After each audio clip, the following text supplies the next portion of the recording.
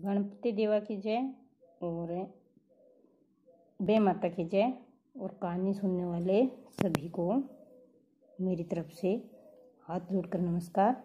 कहानी पूरी सुनना। बे माता की कहानी बता रही हूँ मैं आज आपको। बहुत अच्छी कहानी है।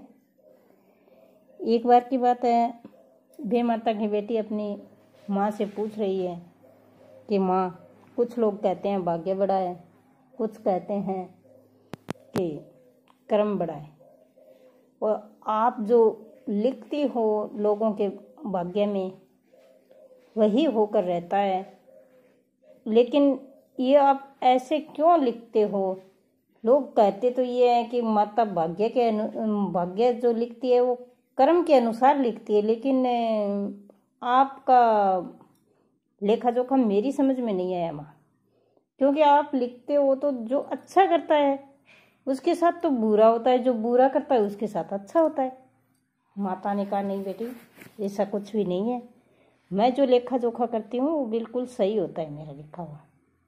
बताओ मैंने कब किसी के साथ गलत किया है? तो बेटी कहती है कि मैंने देखा है, एक बार एक गौ माता दलदल में फंसी हुई थी और एक आदमी वहाँ से गुजर रहा था और उसने गाय की पीठ को लांग करके आगे कदम रख लिया। उसने दलदल से निकाला भी नहीं गाय को, पीठ के ऊपर पैर रख करके, और वो आगे चला गया कीचड़ में, ताकि उसे पैर न रखना पड़े, इसके लिए उसने पीठ के ऊपर पैर रख लिया गाय के, और वो आगे निकल गया। थोड़ा आगे जाते ही उसको एक धन की थैली मिली, उसमें काफ़ी हीरे मोती सोना था। तो उसने तो बुरा ही किया था, क्योंकि गाय दलदल में फंसी हुई थी और उसने ऊपर से पीठ के ऊपर पैर रख दिया। थोड़ी देर में एक बूढ़ा सा ब्राह्मण आता है, बड़ी मुश्किल से वो गाय को निकालता है। वो निकाल भी नहीं पा रहा था क्योंकि वो ज़्यादा बूढ़ा हो गया था, लेकिन फिर भी बड़ी मुश्किल से उसने गाय को निकाला और थोड़ा आगे चलकर एक गड्ढे के अंदर गिर गया। तो मैंने सोचा, मेरी माँ लिख रही है, अगर तुम्हारे स्थान पर माँ यहाँ अगर कोई और होती लिखने वाली तो मैं उसके मुंह के ऊपर तमाचा मार देती कि देखिए ये क्या तूने लिखा है। जिस वृद्ध आदमी ने गाय को निकाला है वो बेचारा आगे चलकर गड्ढे में गिर गया, और जो आदमी उस गाय के ऊपर पैर रख कर जाता है उस आदमी को एक धन की थैली मिली है। तो ऐसा क्यों लिखा है माँ आपने? क्यों इतनी बुराई करती है तुम दुनिया की? जो दुनिया में अच्छा करता है उसके साथ तू बुरा क्यों करती है माँ? तुझे क्या मिलता है? मेरी ये समझ में नहीं आ रहा। तो माँ कहती है, बेटी, वो जिसको धन की थैली मिली थी ना, उस आदमी के भाग्य में यह लिखा हुआ था कि वह बहुत ही धन प्राप्त करेगा, वह लखपति करोड़पति बनेगा। लेकिन एक छोटी सी थैली में काम चल गया उसका, क्योंकि उसने पाप कर दिया, गाय के ऊपर पैर रख दिया।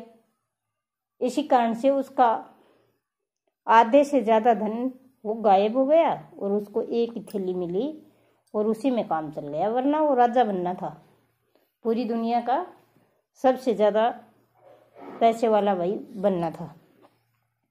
और जो वृद्ध ब्राह्मण था उसका क्या था?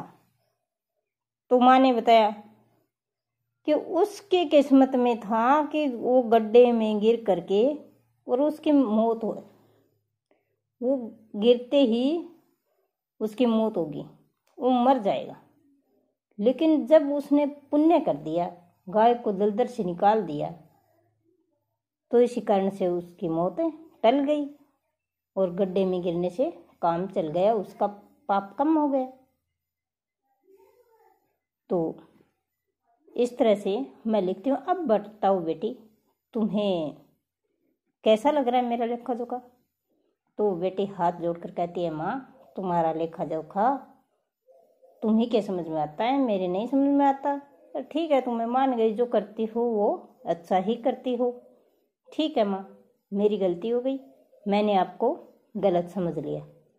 और इस प्रकार जो बे माता लिख देती है वैसा ही होकर रहता है। और वे माता किसी के साथ कभी भी गलत नहीं लिखती। अगर हम अच्छा कर्म करेंगे तो अच्छा ही मिलेगा, गलत कर्म करेंगे तो गलत ही मिलेगा। और अगर किसी को मेरी कहानी पसंद आई हो तो लाइक करना, चैनल पर पहली बार आए हो तो सब्सक्राइब करना और बेल आइकन दबाना। और धन्यवाद मेरी कहानी पूरी सुनने के लिए।